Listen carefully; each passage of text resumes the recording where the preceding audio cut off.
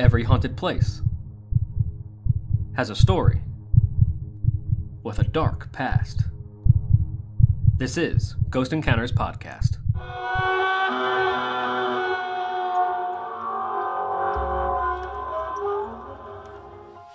Welcome back, all you spooky people, to the Ghost Encounters Podcast. I am paranormal investigator Justin Torok. And I'm Jordan, the group scientist. And I'm Hannah, your death-obsessed bestie. And that is Jordan cracking open a beer. We're drinking. It has been a week. Oh my god. It's not even over. We have one more day, you guys. That's right. And it's Thursday. Delicious. Oh Well, it's Thursday for us. I don't know when you're listening, but it's Thursday for us. I got shit to do this weekend, too. I'm like working this weekend. Fuck me. Places to go. Plus, it's going to be Father's Day. Oh my god. Happy Father's Day to any fathers listening. Happy Father's Day to anyone taking on the role of a father. That's right. Happy Father's Day. And dog dads. Yeah. And dog dads, that dog counts. dads. Yeah. That counts. Or, maybe if you and your dad don't have the greatest relationship, take care of yourself today. Yeah. Sounds about right. A few announcements.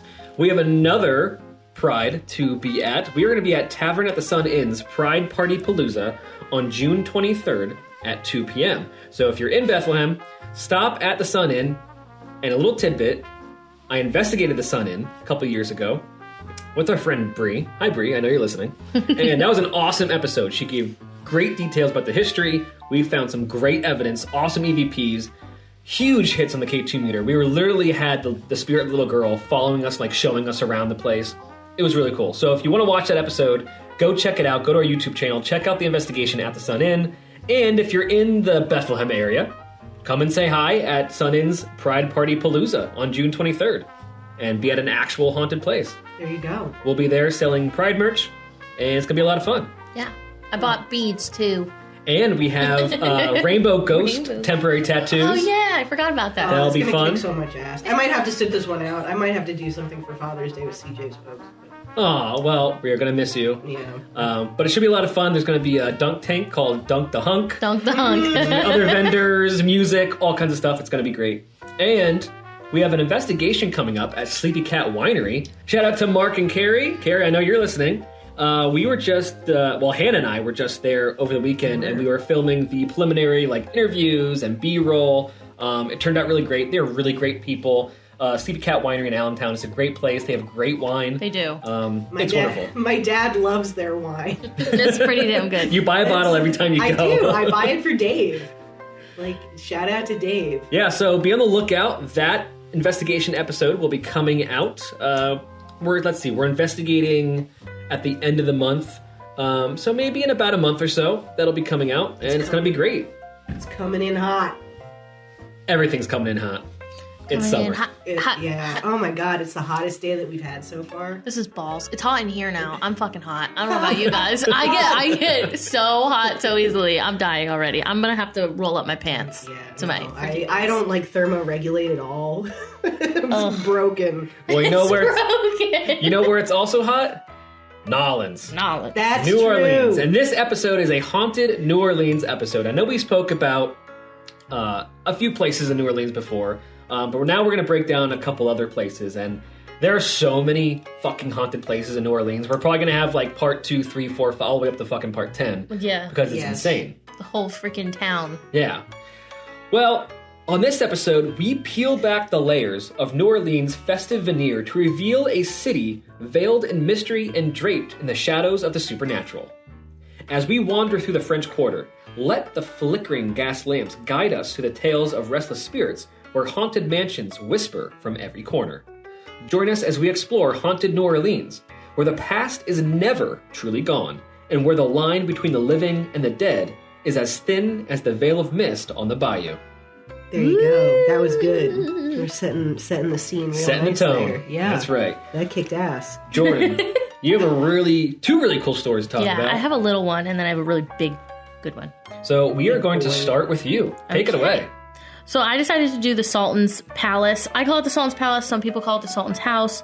The massive 3.5-story building on Dauphine and New Orleans streets has an intriguingly macabre backstory. It is 183 years old, which I didn't even know was that old. Wow. I know that there was fire down there and everything like that. naturally. It's like one of the most cursed places on the freaking planet. It's had floods and fires. That's fucking the South. Yeah. That's the American South. It's floods and fires. Well, there was a time when like half of New Orleans burnt the fuck Yeah, down. I mentioned that in my story too, because that plays into mine. I didn't know that until I was doing some more research. I was like, holy shit, this place is probably fucking cursed. Oh, yeah. Because of all the bad shit that happened there. But it also boasts a half basement and a row of sidewalk level windows with a striking cast iron balcony on its upper level, and it won bragging rights as one of the most photographed buildings in the French Quarter. You know, I might actually know. I might be picturing. If you look it up, it is. Like, it's exactly what you would think as you look at the French Quarter. I think I know what this is. I think I've seen this before. Okay. Yeah. This location has multiple names, another being the Gardet-Lepetre Mansion. The details of the story behind that name are unverified and do little to crumble its allure. But here's what we know for sure. According to a 1979 story at the Times Picayune, before the current house on 716 Dauphine Street was built, the site was home to a small brick and wood dwelling dating to 1780 and owned by a free woman of color named Victoire Durelay.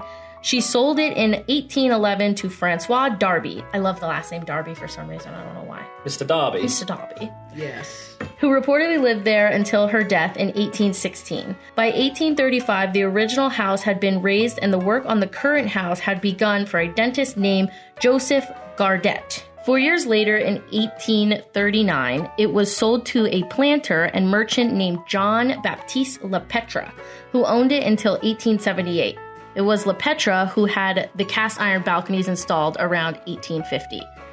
I love how they have like this so detailed online where you know like step by step on what happened to this building. That's crazy. Like, like how do you know? How those do you know records back didn't there? get lost in the fire. Yeah, how like what did they have those in like a freaking iron like safe Yes. so that it didn't burn? Like I don't know how they kept all this shit. So cool. Now getting to the bloody portion of the building's history, which is my favorite part. The legend goes that at some point, Lepetre was approached by a Turkish merchant and was asked if he would rent his city house to the brother of a sultan. In an adaptation of the story, it says that he was the sultan, like it wasn't the brother of the sultan. So there's two different, there's two different versions of the story. Lepetre spent much of his time on his plantation anyway, so he agreed. He was just like, yeah, you guys can take my house, no problem. And soon after, the sultan's brother or the sultan himself moved in, with a boatload of exotic decor, a harem of 5 veiled women, so they wouldn't show their faces, and a shit ton of gold and jewels. So basically, like, this person showed up and they were just like, fuck yeah, I'm rich and loaded. Damn. And that's going to be important later. It sounds like it's going to be a fucking problem. Yeah, good job. Okay. I can pick up context clues. So the locals noticed the house always seemed closed off with its shutters closed and armed guards always on watch. So these like big ass people would sit there with like these weird types of swords and like not bayonets, but something like that. So they wouldn't let anybody on the property. So they basically wanted to keep people out or specifically somebody out. The mansion did seem alive with music and partying, causing some rumors around the town since no one saw the Sultan again after he moved in. Some believe that he was stealing women off the streets to keep, like, with his other women that he brought. How many do you need, man? A snatcher. He's a snatcher. It's awful. What Lepetre didn't know was that the man was a fugitive, having apparently stolen the riches and the harem from his brother. Oh, man. Oh my God. Then, on a dark and stormy night, a gang of assassins believed to have been dispatched by the Sultan descended on the house to cut down the Sultan or the Sultan's brother, whichever way you read it, with swords. So they slashed the fuck out of these people and killed everybody inside. Oh, damn. So not just him, but also the women. And they killed everybody. Like anybody that was at the party, you know, the guards, everything. Yeah. So their blood covered the entire home. Like when these police went in, they just saw red. So originally, as the story goes, they just saw red that they thought the house was red. Like they thought the walls were painted red, they thought the furniture was red and everything like that. But no, it was blood. Okay? Damn. That's like that scene in Watchmen where Dr. Manhattan like explodes a bunch of dudes. I think it was like a Roaring 20s themed party. Oh, that's even better. Yeah. But anyway, they noticed body parts all over the place. So they were like, okay, it's red, everything's fine. But then they started to notice their like feet were sticking to the ground. Ew. And they noticed that they were walking in blood and then noticed body parts. Skeleton arms swinging from the ceiling. Yeah. So no one inside the Sultan's palace was spared. Like I said, everybody was murdered. Pasted. Cut up. Apparently, pieces. yeah. Apparently the police couldn't even determine whose body parts belonged to whose. Sick. That's how bad they were cut up. That's a morbid puzzle to put together. Yeah. I mean, I think they have to do that shit now sometimes, Yeah. don't they? Like, Yeah. mass graves and so forth and such like. It's terrible. Sorry. So basically they noticed that the wealth was all taken, like the paintings were off the walls, there were no jewels left, everything was like dry. They couldn't find anything. When the police followed the carnage outside, they noticed a glove sticking out of the ground, only to notice it was they literally just thought it was a glove, so they went to go grab it. No, there was a hand under that glove. Of course. So they noticed it was a shallow grave of the Sultan, the brother of the Sultan himself. He was tortured because they found wet mud down in his throat. Ooh. So he apparently was buried alive and tried to Oh, that sucks. claw his way out. Yeah. Yeah. But they found obviously other things on him, like bruises, cuts, whatever. Yeah. They tortured the guy. According to the one story, the bloody bodies were discovered together with a message reading, "This is what happens to traitors." And some reports say this message was a little bit more detailed along the lines of, "The justice of heaven is satisfied, and the date tree shall grow on traitors too." It's like, the date tree shall grow on traitors too. Yeah, that's fucking metal as shit. Yeah, man. haha, That's some hard shit to say to a motherfucker. They had a lot cooler sayings back then. Yeah, seriously. There was a little poetry in the threats. Instead of just, "I will curb stomp you." Yeah. Another theory states that the Sultan was actually not a sultan at all, or even a native to Turkey, but a pirate captain masquerading as royalty. And his group, of people, were also pirates that stole women on their travels, which I thought was that's a cool little interesting thing. This was because he had blonde hair and pale skin, Oh, yeah. and it didn't go with kind of people from atypical. Turkey. Yeah. Very atypical. There was also no record of any issues between Turkish royalty, brothers of Turkish royalty. So they were kind of just like this. They're not probably from Turkey, but whatever. Apparently, the legend says the police destroyed the information of this ever happening to avoid further stain on New Orleans history. So they tried to wipe this There is out. plenty of stain on New Orleans history. Yeah. This is the Literally least of their already. worries. They tried. Let me just tell you. This story is a mystery and believed by some, and obviously not by everybody. Regardless, some say that the ghost of the Sultan's brother still walks the halls today. Some people also say that they see him standing in the windows, peering down at people below. Oh, that's cool. Obviously, Yeah. keeping his eye on the women that pass by. Yeah. Make a note not to pass by the Sultan's palace by yourself. He was a creep. Yeah, they also can hear phantom parties and talking, some footsteps running, odd smells. They say it's potpourri or opium fragrances that they used to have back in the day. If somebody blew opium directly at me, I would not know what the fuck I was smelling. Yeah, I have no idea. I don't even know what that smells like. So yeah, but apparently all of the activity spikes on nights where there's bad storms, which is natural because that's when everybody Right. got slaughtered. One popular report is that keys go missing a lot in the mansion, and they Cool. don't know where they end up. So apparently after the massacre, later on when, they turned this building into something else, there was a resident that even fell off the balcony. Oh shit. And Damn. family members of the person that fell swore that she was pushed by a ghost of the Sultan's Palace massacre. Wow. Did she die? Yeah, she did. Oh shit. Damn. She hit the ground. The way that they describe it is she was cleaning laundry or something up on the balcony. I'm assuming to hang it, for the Right. breeze. As one does. And all of a sudden fell. So it was something that she did daily or weekly or whatever whenever they decided to do their laundry. So they were kind of just there's no way she fucking fell. Yeah. So the family immediately was like, no, weird Kind of shit hard happens to here. just fall over a balcony. Yeah. In the 1930s, it was subdivided into I hope I'm saying this right, Saba Apartments. It housed the New Orleans Academy of Art for a while in the 1940s. Later falling victim to neglect, it became a home for squatters.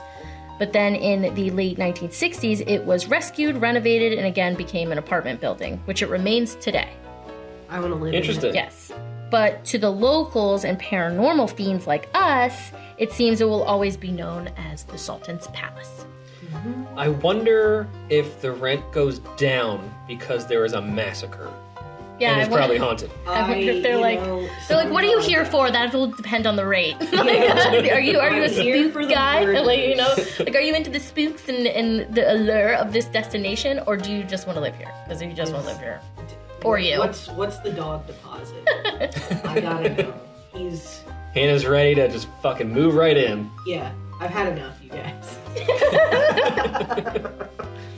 Well, that's Maybe cool. you'll That's have a cool something place. happen to you if you moved into a spooky place like that. Right? You'll be antagonized by the Sultan. He can. I shouldn't be the one to make fun. I shouldn't have no. even said that shit because that's all I need is for the Sultan to come and visit my dumb ass for making fun of it. Gonna be grabbing asses. Yeah. That's terrible. Like if you go and listen to, I know I talk about it all the time. If you go and listen to Haunted Places, it's a Parcast thing, but they kind of did away with it. But if you look this location up, Greg Paulson fucking kills it. Oh, I'm sure. He kills like everything. taking his own stories and making them into like things and like explaining and taking like firsthand counts. They fucking smash it. Fuck yeah. Yeah. That's a cool place. I had no idea a place like that existed. Yeah, that's like a when we wild talk about story. New Orleans, that's like one of the ones that I've always said. I'm like, the Sultan's Palace, the Sultan's Palace, because I heard about it before. And it's a cool story. Yeah, it is. Yeah. What is the next place that you looked up? So next place I looked up was Manchac Swamp.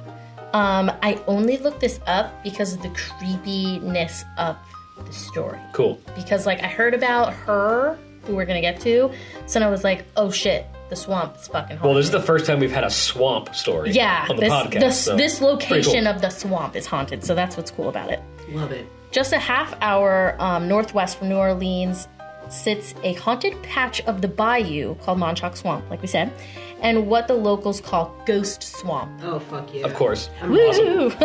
My body is ready. It is said to be haunted by a Creole voodoo priestess named Julie Brown, an interesting lady in white. They do say that they see her still in white, which is cool.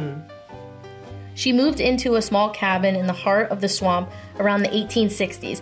Most likely people would see her humming to herself while sitting in her favorite rocking chair. If that's not creepy enough, Yeah. right there. You think Yeah. I think that's a little bit sweet. She's like, she's described like as this having a little, good time. little old lady and everything like Yeah. that, but Yeah, but a crickety old lady in a cabin in the middle of the swamp, rocking on a rocking chair and humming to herself. Like, come on. I love how you That's a call little it creepy. crickety. If they heard parts of her singing, they referred to them as prophecies, since what she said usually happened later on. Oh, that's cool. Yeah. She was credited for saving some people's lives as a healer. Stories say that she cursed the town of Veneer, singing odd songs like, "When I die, I'm gonna take the whole town with me." People panicked after hearing her, because she kept singing it. Like, we're Yeah. not talking like she sang it once and people were like, oh, fuck, we're gonna die. No, we were talking like she kept singing it at one point, like all the time. So these people are like, holy fucking shit, this is the person that we trust with prophecies and healing. Like, we're fucked. So, people panicked and prepared for the day that she died. And trying to be, like, I understand where they're coming from. They wanted to plan a funeral with everyone from the town present so that they could pay their respects, hoping that it would spare them. Because, she says, when I die, I'm going to take the whole town with me. Well, if they're all together, maybe it'll cancel it out. That's, like, kind of how they thought about it. They're just making it easy for her. Yeah. Yeah. So, on the day she died in 1915, a hurricane triggered a 30-foot tidal wave that killed a number of people in the town. Mostly people that attended her funeral. Holy fuck. Yeah. It took the local towns around Veneer 2 weeks to get to them to try to help any survivors. Damn. Well, no one fucking survived. There were no survivors. All they found were floating bodies. Oh. Legend says that for those who attended her funeral, they were buried in a mass grave in the swamp next to Julie Brown. So she got her way. Yeah. When she died, she took that whole fucking town with That's her. fucking nuts. Yeah. That's also pretty fucking And they all still linger there to this very day. Screams of the hurricane victims have been heard in the area, and others can sometimes make out a lady in white still residing in her favorite rocking chair singing her prophecies. I just got the chills. That is the coolest. I love it. One of the coolest stories I've heard. I was like, I'm totally talking about Julie Brown. That because- is badass. Yeah, she's Yeah. badass. She's a badass bitch. That is really cool. Yep. Yeah. Mother. Super We cool. love her. Well, we are off to a great start Yes, with we Haunted New fucking are. Orleans. This is fantastic. Yep. We're getting into it. Yeah. Well, we're going to take a quick trip to the bayou, and we'll be right back.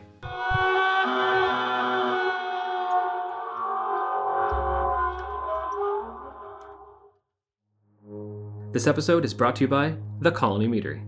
If you haven't tried mead yet, it's alcohol made from honey, it's all natural, totally gluten-free, and delicious. Colony Meadery is one of the best meaderies in the world, and it's located in Pennsylvania's Lehigh Valley. Stop in and try a flight of meads, grab some bottles or cans to go, and experience some of the best booze in the world.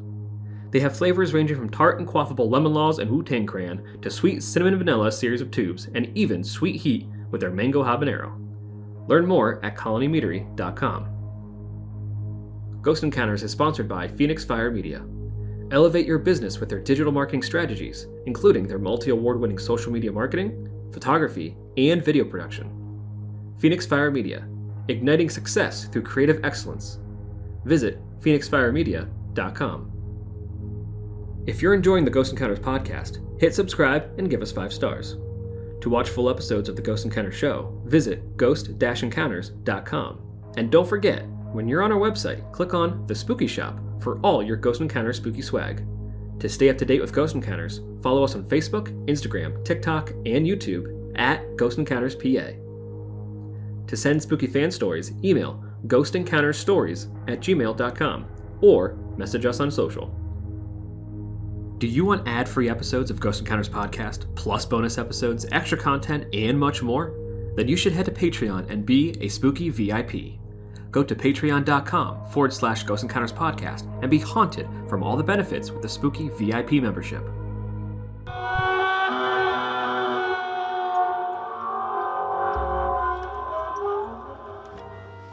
And we are back from the swamp. And we might be getting a little swampy because it is kind of hot in here. It is fucking hot here. I'm dying. Sick. We've hit the point where I cannot wear sweatpants in the podcast any longer. Nope, it's that time. Yep. It's terrible. But Hannah, you realized something during the break. I did. I realized that the hurricane brought about by Julie Brown was the same hurricane in 1915 that actually unburied the lead-lined coffin of Charles Coughlin, who we discussed in a previous episode. We did. Crossovers, we're living for the crossovers. Yes, That's right. Here, it's all coming together, you guys. The episodes blend. Yep, we're weaving a beautiful and spooky tapestry just for your listening ears. Only on the Ghost Encounters podcast. That's right. You heard it here, you guys. Well, I'm excited for your story because we can't have a haunted New Orleans story without talking about a plantation. We Right? really can't. Unfortunately, they existed. Here they are, and they're haunted. And We're shitty talking stuff about happened there, and that's why they're so goddamn haunted. Exactly. Because those people pissed. Hannah, why don't you get right into it? Yeah. Okay, getting right up in there. I went kind of back and forth on whether or not I was going to do this one because I like to pick the weird ones. But That's then I very was true. like, You yeah, do I find the love- most unique stories. Dude, I you love probably to should have pick the done weird Julia Brown instead of me. Too much of a crossover.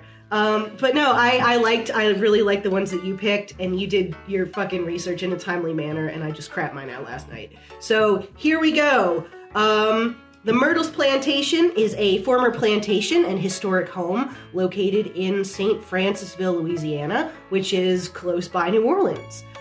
It was built in 1796 by General David Bradford, and it is on the National Register of Historic Places and has been since 1976. Wow, Nice. That's awesome. There you go. It is an eastward-facing home in the Creole cottage style, boasting 2 stories, 6 Holy chimneys, shit. and a whopping 22 rooms. Damn. It's a big, pretty fucking big, place. yeah. What's the square footage on this bitch? The entryway contains an original Baccarat crystal chandelier, which weighs 300 pounds, Holy and shit. I am honestly kind of impressed by that. Hell yeah. I like a crystal chandelier, evidently. But can you tell that I fucking work I was in just real gonna say estate? that. I was Yep. just gonna You say know? the whole time you've been talking so far and how well you've gone through everything. I'm like, you can tell these bitches work in real estate. Truly, my brain will never be the same ever again. It is a fucking tragedy. But you are doing a great job. Yeah, killing it. Thanks. Because we can picture this house in our Crushing it. heads. Hell yeah. It's great. You know what? Let me take you on a journey in your mind. Let's to go. to the Myrtles Plantation. Sidebar. Another thing that I realized embarrassingly recently is that a myrtle is a type of flowering tree. Oh. Yeah, so today you learned that along with me, sort of. But I thought it was just like kind of a grandma name. That's what I thought too. Yeah. Same. Yeah, so... I didn't know it was anything specific. Totally. It's actually a really pretty flower. It's like pink. But if your name is Myrtle and I just called it a grandma name, I apologize. You're lovely. Sorry. Anyway... the Myrtles Plantation is named after the crepe myrtles that are planted, around. Oh, okay, makes sense, yeah. Okay. So it's got the flowers, it's the name of the plantation. It was called something else before, but now it's the Myrtles. Okay, cool. I actually remember hearing this story as a kid, which, that's not surprising. It's a relatively common, it's one of the big ones. It was on an episode of A Haunting, which I used to watch every fucking day after school. Same. That's right. Yeah, that show was the fucking tits. I don't remember exactly what I thought about the story as a tween, but I was like, hell yeah. I was super intrigued by this story. And now as an adult, I'm like, wow, I was a sociopathic child. This is just fucking Yeah, but I think all three of us watched this stuff as kids, so we're all in the same boat. Yeah. The same spooky, messed up boat. Yeah. We're like, oh, hell yeah, death.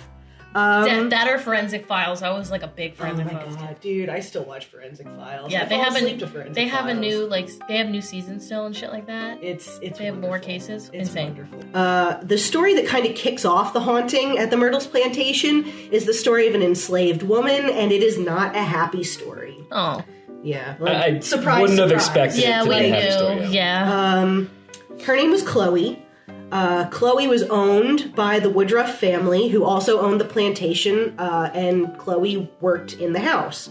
The Woodruffs were the owners of the plantation. They inherited the Myrtles after the Bradfords.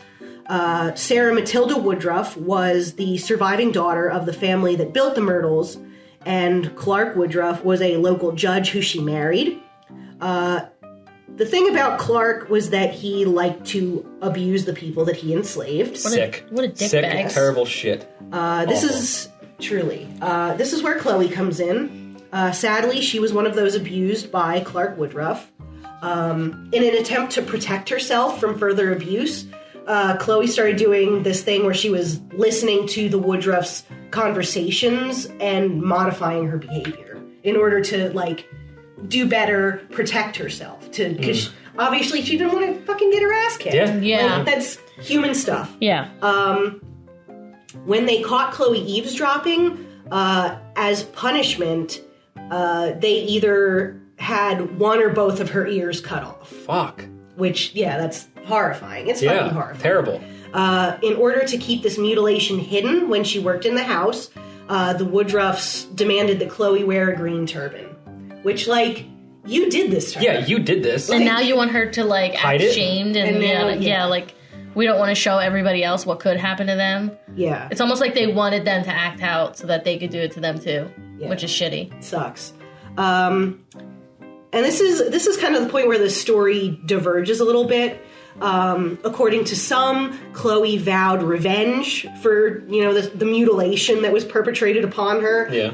Another line of thinking kind of goes that she planned to get back into the Woodruff's good graces by being this hero. And possibly she just wanted the family to be grateful enough that she would not get kicked out of the house for being, having either one or both of her ears cut off, and forced to do backbreaking labor in the fields, which is worse. So either way, when she bakes a cake for the Woodruff's daughter's 9th birthday, Chloe infuses the cake with poisonous oleander leaves. Oh. According to some, this was intentional, and she did this to kill them for mutilating her.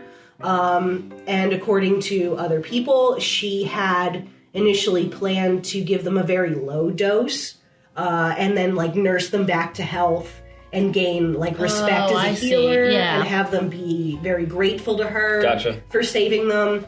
But whether it was intentional or not, the dose was lethal, and Mrs. Woodruff and the 2 children died. Oh shit.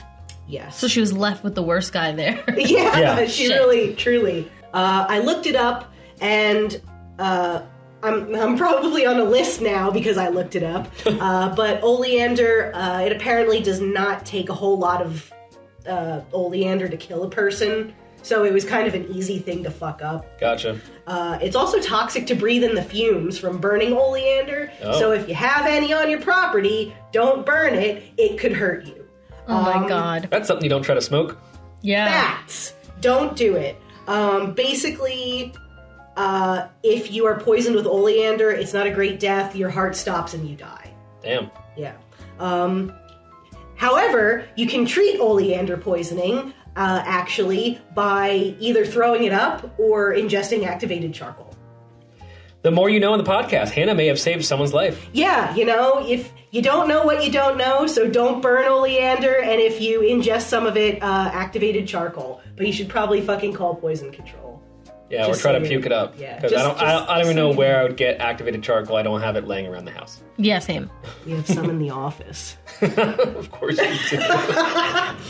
Fun story, CJ can't have activated charcoal. I love the CJ things. I always see them and notice her sidebars. It cracks me up. It's because I can't just write this like a normal person. I get too distracted. But yeah, CJ actually can't have activated charcoal because one time he was trying to beat a piss test, and he took some like activated charcoal, and it actually absorbed his anticonvulsants, his anti-seizure medication, Oh, no. and he had a fucking seizure. No! So fucking don't fuck with that. So yeah, if you get seizures, don't do don't that. do anything. If you have seizures, Don't do the activated charcoal route. Just throw up and call poison Oh my control. god, when we were in Boston, we went to, okay, this is another sidebar, and you can cut this out if you want to, but I gotta talk to you guys about it because it was fucking cool. But we went to this bar called the Hobgoblin. And That they sounds had, lit. dude, it was fucking great. That sounds really cool. They had, shout out to the Hobgoblin, because they were great. They had a section on the menu that was like magical cocktails. Ooh. It That's was cool. called like magic potions. And there were like, there were like sexy ones, and there were like success ones, and there was like get some fucking money ones. That's what I need. And Yeah. they had like little magical ingredients and like rosemary and like Ooh, fun that sounds liqueurs. cool. And Cool. They were all called like different. They were called like Puck's Potion and stuff. And I got the horny one. Sorry. Why am I not surprised? You shouldn't be. It's my brand. The owner of the Hobgoblin Bar, her family has this like ancestral story where they like one of her family members was like a medieval lord or something. That's badass. Yeah, That's and he cool. made a deal with the devil Oh, on shit. the day of his daughter's wedding for her and the family to be successful down the line. And I just thought of The Godfather. You show up on my daughter's wedding. it really The is. devil. Yeah, it's like that. But the devil is like, here you go, here's a pear. And as long as this fucking pear remains intact, your family will be successful. And for several generations, the pear remains intact and the family does great. They prosper. Until one day, some chick in the family gets a powerful hankering for a bite of that goddamn pear. An old ass pear? Yeah, well, I mean, it was intact. It was a pristine, lovely pear. But still. I don't like pears that much, so I would probably they're like gritty. not- Yeah, they suck. Pears are terrible. They're garbage for me. They're garbage. I mean, I like them, but they're not my go-to fruit. That's for sure. I'm your go-to fruit. Hey, that's a good one. But anyway, so she takes a bite of this fucking pear, and from then everything was just clown shoes. Family fucking just takes a fucking nosedive. Shit. Although apparently the woman who owns the Hobgoblin Bar was descended from a different branch of the family than the woman who took a bite of the pear. So the Hobgoblin Bar is doing fine. Good. That's good. Good. And if you're in Boston and you haven't been there, you should go.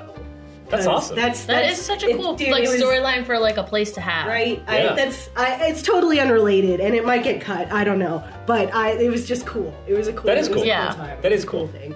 Back to the plantation. Yes, Chloe. back to the plantation. Killed the cake, killed everyone. Yes, poor Chloe fucking put oleander in the cake, and the kids fucking died.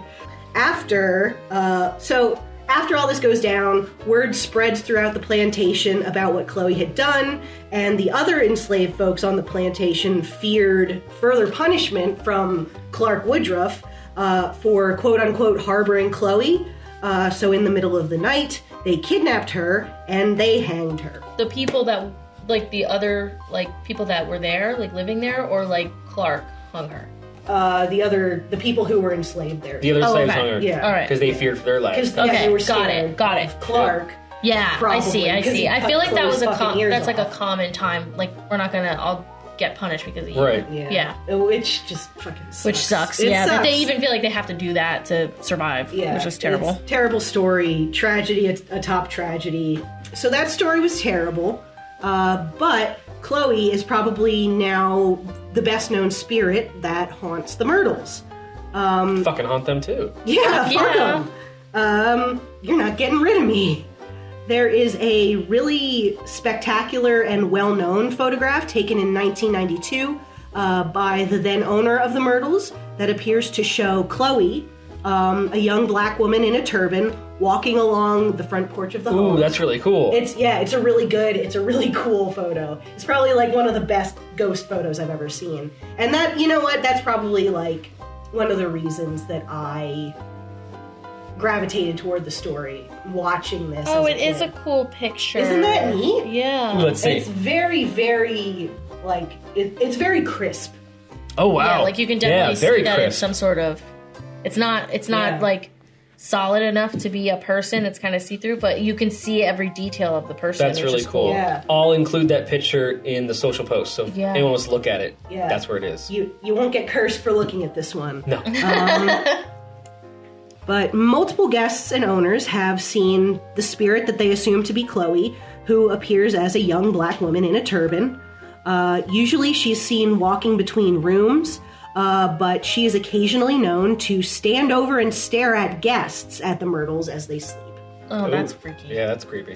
A little bit. Much respect for you, but please don't stand over me. Let's see, because I'll be the one to wake up and see your ass. You gotta Please sleep don't do proud, it, I'm Steven. very You don't need scared. it. You don't need any more. I don't want to deal with that. The ghosts of the two Woodruff children are also in evidence, both as apparitions in the room where they died and in a large antique mirror just outside the dining room. Both children can be spotted as apparitions in the mirror, like if you're looking That's at cool. it. Sometimes you'll see the kids run in and out of frame behind you. That's awesome. Yeah. Creepy, but awesome. There's also a big blotch in the silvering, like the backing of the mirror, that strongly resembles a set of child-sized handprints. Oh, hell no. Shit. And they have gotten rid of the handprints occasionally by resilvering the mirror, but it reappears. They come back. The Woodruff's daughter can also allegedly be seen standing in the upper windows of the plantation, possibly in the room where she died, gazing outside at people Wow. as they... You'll find someone in every room. Yeah, shit's going on at the Myrtles, man. Additionally, there is this is kind of a different ghost story. Chloe isn't the only ghost. The Woodruffs aren't the only ghosts. Because when you get a historic home like this, sometimes you have multiple owners. Additionally, we have the story of a different owner, William Winters, who was a later owner of the home. One day, while he was teaching Sunday school in the house, an unknown man on horseback rode up to the front door and demanded to see him. Winters stepped out and was shot on the porch at point-blank range. Oh, shit. Wounded and bleeding out rapidly, he dragged himself back inside and is reported to have died on the 17th step of the grand staircase. Very specific. Yep. That'll come into play later. Oh, goodness. No one knows for sure who shot him. No one knows for sure why he was targeted. Although his spirit is very active and very dramatic. Most often, guests hear... the Myrtles is a B&B now. And most often, guests will hear footsteps tramping all the way up to the 17th step of the staircase before suddenly stopping. That's cool. It's really cool. That would freak me the fuck out if I was staying at the B&B and heard that. I'd be like, well, But you could count each There he step is. as you hear it, and then just stops on the 17th. That's pretty cool. And like, it's so clear that people usually think it's another guest until they get told the story later on. Right. Sometimes people also see a phantom trail of blood that stretches from the front porch through the entryway and up the stairs. And least often, but most strikingly, Winter's full-body apparition is seen dragging himself up the staircase, begging for help. And you can't see the arming crawling motion that I'm doing, but it's terrific. That was great. Thank you. Thank you. That's all that matters. We see it. Yep. We see you putting in the effort. As for why the Myrtles is so active, I think it's safe to say that enough human energy has been spent on horror and tragedy here to really putrefy the fucking vibe. But there are also claims that the land the Myrtles occupies was initially a burial ground for the Tunica indigenous people. Of course. It wouldn't be an American ghost story without an ancient Native American burial ground, you know. And that's the Myrtles. Cool. It's haunted as shit. It's a B&B now, and it has been since the 1970s. And I would absolutely fuck with that. I would stay there. Go. I would go. I want to see the apparition of the dude army crawling up the steps. Yeah. I wouldn't be able to sleep. I would Oh just my stay God. up all night and be miserable the next day because I would be so scared to close my eyes. You know what? I'd In probably bed stay and out. see. Yeah, I open see my her eyes and I just like, see her looking down. Oh my yeah. God. I would fucking lose my mind. Dude, Would lose it. I'd be like, yeah, I'm gonna stay up all night for the ghost, and then I'd just fall asleep. She'd just watch me sleep, and I would sleep. Like, I just miss it. Like, oh my God. My luck is just, it isn't. Yeah, fascinating story.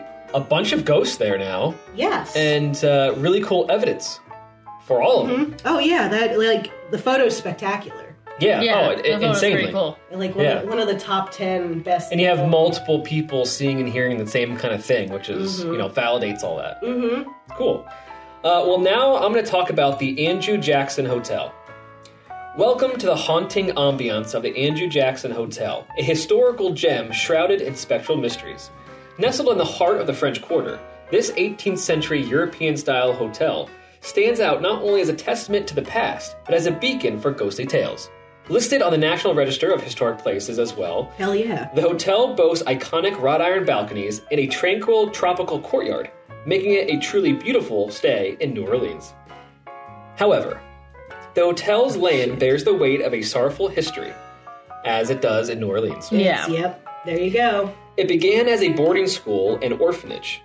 Established by the Spanish colonial government, it was meant to shelter boys orphaned by those losing their parents to the rampant yellow fever. There was a huge yellow fever outbreak for years. I think it lasted from like 1817 to 1905. I believe it killed more than 41,000 people. God Holy damn. shit. Yeah. So all the orphan boys, well, most of them would come to this place. Again, that's a lot of tragedy and A lot of tragedy, a lot of deaths. That's an awful way to die, yellow fever. But more tragedy struck in 1794 when a devastating fire claimed 212 structures in New Orleans. The fire consumed the school and, along with it, the lives of 5 young boys. Aw. God damn. This sorrowful event marked the beginning of the property's eerie legacy. So the fire consumed the place, 5 young boys died. Then a U.S. federal courthouse was built in its place. It was the same courthouse where General Andrew Jackson, the soon-to-be, at the time, 7th President of the United States, was once held in contempt of court. Jackson got the charges of obstruction of justice when he imprisoned the judge who charged him with contempt. So he got held in contempt of court. Then he was like, all right, well, I'm just going to imprison you. And then he got charged with obstruction of justice. He may be a shitty person for like what he did with the Native Americans and everything, but nobody can say that Andrew Jackson was a badass. Wait until you hear this. So he appeared in court, refused to answer questions, and he just promptly received a fine of $1,000, which he just paid and left the courthouse. God damn. He just like, I don't care. I did it. You don't have to know anything. Here's the money. Bye. Deuces. Yeah. In 1890, the courthouse was demolished and the site was transformed into the building that is now the Andrew Jackson Hotel. It's known as one of New Orleans' most haunted locations. The hotel is said to be home to several ghosts whose presence is felt through cold drafts, unexplained sounds, and the occasional spectral sighting. The most heart-rendering is that the 5 young boys that died in the fire are still there. Guests and staff reported hearing their laughter and footsteps of the boys running up and down the halls and seeing a glimpse of their playful spirits in the courtyard. At least they're playful. Yeah, they're running around, they're having fun, chasing each other, playing tag. They've got each other. The most chilling occurs in room 208, haunted by the spirit of a boy named Armand. Armand likes to play games with the living. Guests have claimed to feel something cold touch their skin. Others have said their sheets have been pulled off them at night. Oh, I would be so mad. And others have even been pushed off their beds. I would be so mad. Terrible. Don't disrupt my sleep, dude. It's... Visitors to the room report inexplainable cold touches, mysterious movement of objects, unsettling disturbances through the night, such as lights, faucets, and TVs being turned on and off. Oh, hell no. Yeah. And I actually there's something coming up after the story that involves this place and everything that I just mentioned. A surprise! A huge surprise. In addition to the playful spirits of the boys, some guests have encountered another, more serene presence believed to be the caretaker of the orphans. This spectral figure is often seen tidying rooms and rearranging furniture. Her maternal care is undiminished by death. Furthermore, the imposing figure of Andrew Jackson himself is said to stalk the hallways, a reminder of the building's courthouse days. Interesting. That's intense. He didn't die there, but some people claim to have seen his presence. You know what? I feel like anytime there's a president involved, people are going to say that they see his ghost. The Andrew Jackson Hotel invites guests not to only bask in the cultural and musical delights of New Orleans, but to immerse themselves in the eerie charm of one of its most haunted accommodations. Whether you're drawn by the stories of the past or the mysteries of the afterlife, a stay at this hotel offers a rare glimpse into the spectral side of New Orleans. Very cool. That is very cool. Very interesting. That. Cool place. Mm-hmm. Yeah, very cool place. Now, very exciting, I know someone who stayed there. No way. And had a paranormal experience. No fucking way. So I have my stepsister Brittany calling in. She is here with us, and she is going to tell us what happened at her stay at the Andrew Jackson Hotel in New Orleans. Brittany! Wow. I'm excited. Let's do it. All right, Brittany, are you there and can you hear us? I can hear you. Thank you so much for coming on the podcast. We really appreciate it. Hello. Yes, we do. Welcome. Oh, thank you. So Brittany is going to speak her spooky fan story. If anyone else would like to call in and speak their spooky fan story, that is an option. Mm-hmm. But Brittany, I just got done talking about the Andrew Jackson Hotel, and the story that you told me, the way you tell it is so funny because you didn't know when you booked it, it was haunted. So I'm just going to let you take it away about, from start to end about, what you found out and the experiences that you had there. Yeah, so like you said, I did not know that it was a spooky hotel, and I am not into spooky things, so I didn't book the spooky hotel knowing that I was going to be in for any type of haunted experience. I booked it, and then I was looking to book a massage for my cousin and I for our birthdays, and so I Googled spa around the Andrew Jackson Hotel, and when the Google search came up, it was one of New Orleans' most haunted hotels. Fuck. What? No. So I didn't do actually a lot of research before I went because I didn't want to freak myself out. I had just read one of the top Google searches, and it was, Andrew Jackson Hotel, I think, used to be an orphanage that had burned down, which I feel is the plot for any. That's just how it goes. How the horror movie starts. How it goes, orphanage, small children, burned down. So that's pretty much all I knew. And then we had gotten there, and we weren't in one of the rooms that had a balcony, so we were in the hotel. If you look up pictures, they have rooms with doors off of the balcony in the courtyard. So we weren't in one of those. I wasn't in the most haunted hotel room there. But we were at a room, and I think we were in the room at the top of the stairs. I could not remember what room number we were in, and I could not figure it out either. But if you go kind of straight to the top of the staircase, we were in the room directly in front of that. And the first couple of nights, nothing happened. And I honestly, like I said, I didn't want to Google anything, so I didn't want to freak myself out. Right. But we had an instance where, we had gone out, and then we were like coming back, and then we were going back out, and I think we came back just to go to the bathroom, but like, you know, you always have that place in the hotel room where you put your key when you come in. So we came in, we put our key on the dresser, went to the bathroom, like did our thing, we're getting ready to go back out, and my cousin was like, where's the key? Oh, fuck. And I was like, I mean, we put the key right where we said we would put the key, you know, like in a designated spot, and we could not find it. No. What? We Oh my looked gosh. around for like so many, like we were just like hunting for it. Like we were like, maybe it's in our jacket pocket, maybe it's in our purse pocket. We both had emptied out all of our stuff, and then all of a sudden she's like, it's on my nightstand. Bruh. But the way, like, it sounds like, oh, you just put it, but the way her nightstand was, like, it was very difficult to get to. Like, it was a very small room, so there's no reason, like, neither of us walked over there. Neither of us were anywhere near her nightstand for the key to be there. Oh my god, So that's creepy. And also, like, and also for her, like, for us not to be able to find it, like, easily, like, we were, like, emptying out our bags. Right, you would have were seen looking it, for our obviously. Clothing, yeah. So that was, like, the first thing, and we were kind of like, that's spooky. And no, like, my cousin Kylie, she's also, like, she's into haunted things, so of course she started doing Google searches while we were there, and come to find out, I guess that is one of the things. Stuff will kind of be moved around, go missing. When he's in there is, like, things will go missing and things will get moved around. So that was kind of spooky, and that's the first thing that happened that, like, again, neither of us had done previous research or anything like that. And also, in, like, the interim, we were, like, walking around the city and everything, and then we came back to our hotel, and literally there was a group of people on a ghost tour in front of our hotel. Oh my gosh. Not only, I was like, not only is it, like, quote unquote, like, New Orleans Motel, like, it's on the walking ghost tour. Oh my gosh. So, It's like the highlight of the ghost tour. Exactly. They're like, in last stop.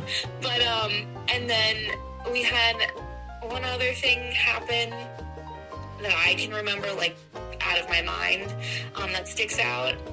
It was, like, the last night, and our key had gone missing, and, like, I hadn't really been sleeping well, probably just because in my head I was like, this used to be an orphanage,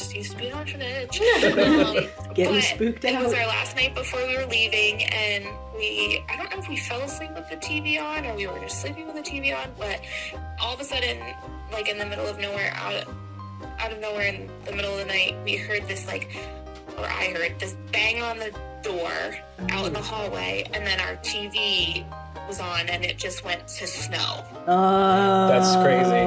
I love that. I'd probably pee the bed. I was just like, okay. And then it went back to normal. Oh, no. Like, I'd be like, we gotta pack our shit up, we gotta get out of here now. Now. And then I'm gonna go sleep on the lawn. I don't know. Yeah. I don't know if I, like, dreamt this, but I was, like, very much awake, you know? Like, I was just, like, and then after that, I was obviously very awake, and I think it had been around probably, like, 4 in the morning, and I Perfect did time. not go back to bed. That's the worst. I was just like, okay, well, I'm awake now. I can't wait to leave. I am up. But yeah, those were kind of the things that I had happen when I was there. And like I said, I am not, like... I know, you don't like that stuff happening to you. No. Like, Justin's been like, you want to go on a ghost hunt? And I was like, absolutely not. The first time I called you and asked you to go on one, and you almost cried, like, no. Just like, oh, okay. Don't make me do it. Don't make me. Like, and so for me to book this hotel accidentally, I was like, okay, well, you know. And I think we were like couple years out of college, so it's not like I could rebook. Like, I was like, this is what it is. You know what I mean? But yeah, definitely. But besides that, I know you had an awesome time in New Orleans. I did.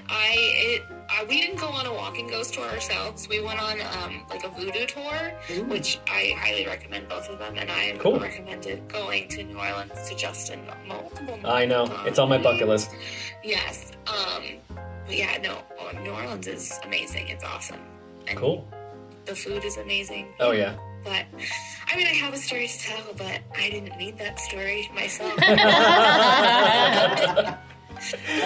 That's awesome. Well, thank you so much for calling in on your busy schedule and sharing your story. I just knew when we had Haunted New Orleans on our list, I was like, I gotta call Brittany. She's gotta share her story. It's really cool. Oh, yes, absolutely. Absolutely. I'm glad that I have the story to tell. I guess this shit happened to someone else.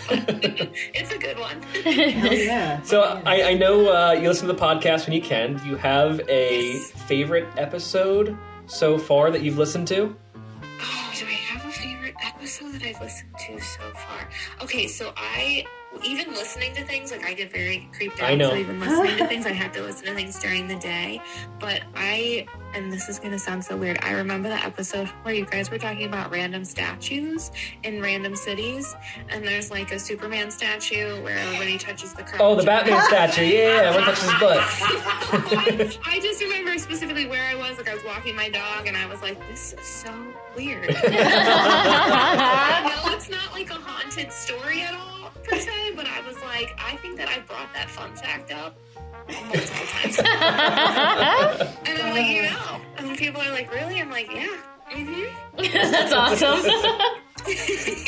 I love that, actually. You guys are doing great. I really enjoy listening in the daytime. Thank you. Myself. Well, thank you so much for listening. Thank you so much for calling in again. This was an absolute treat. And you are... Hannah was just talking about Boston. There's a bar she likes to go to called the Hobgoblin. So if you're in the city, check it out. But you are now in Cape Cod. Yes. Okay. Yes, but I will be checking it out. Yeah, if you get out to Boston, definitely go to the Hobgoblin because it was fucking great.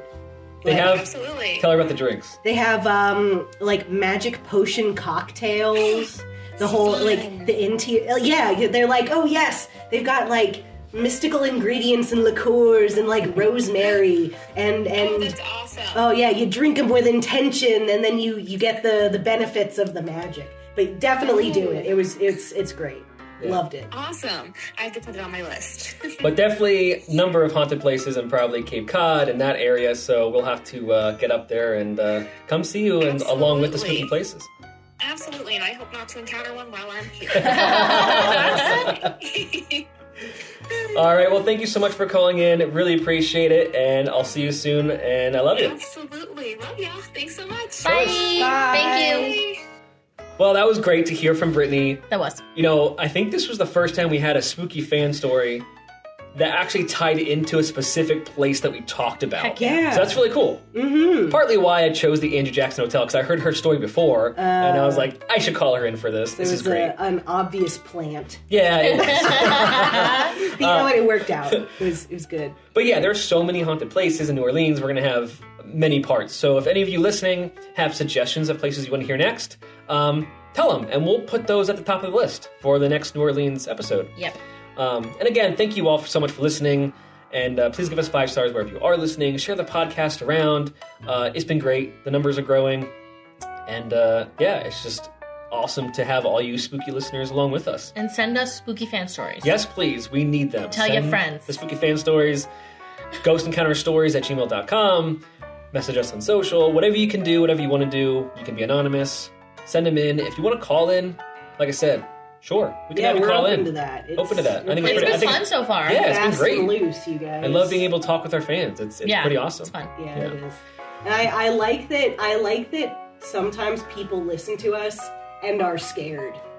You know, because I don't think of us as like a scary podcast. We put so much comedy into this bitch without even trying. It's just in our personality. We have to. But you know, scaring people is a delight. I mean, some parts get pretty spooky, so. It feels like power. Well, on that note, that is all the time we have for today. Stay spooky. And when you die, take the whole town with you. Also, remember, it doesn't take a lot of oleander to kill you.